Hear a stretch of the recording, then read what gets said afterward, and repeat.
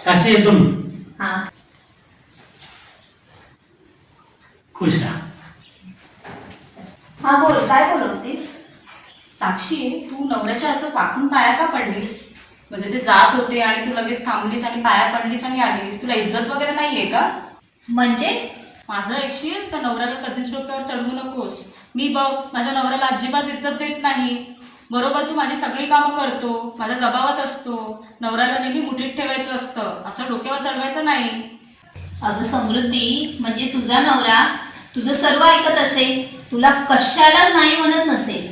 नाही म्हणणारच नाही, तशी हिंमतच कशी होईल? जीव नाही येणार मी त्याचा. ते तुझ्याकडे बघून कळतच आहे. मग? आपण एक काम करूया, आपण आपल्या नवऱ्यांना फोन करूया आणि मी सांगूया की आम्ही शॉपिंगला आणि फिरायला जातोय म्हणून. अगं पण त्याची गरजच नाही.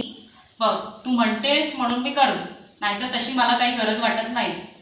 हॅलो सोना, साक्षी आणि मी ना आज संध्याकाळी शॉपिंगला जायचं म्हणत होतो, तर जाऊ का?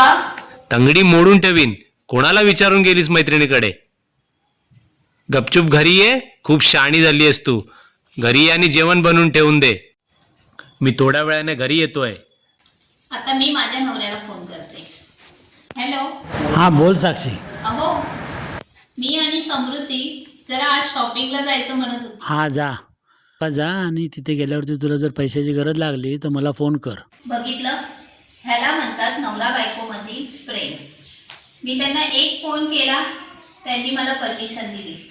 ह्याला म्हणतात एकमेकांमध्ये असलेला समजूतदारपणा, जो एकमेकांमध्ये असणं खूप गरजेचं आहे.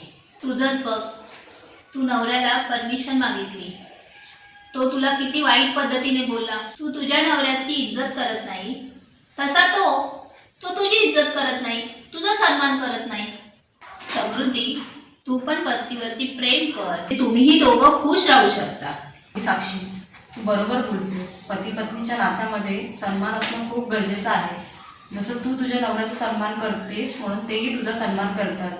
मला माझी चूक दाखवल्याबद्दल खरंच धन्यवाद. माझी मैत्रीण म्हणून हीच अपेक्षा की तुझा संसार सुखाचा व्हावा. आवडल्यास नक्की शेअर करा.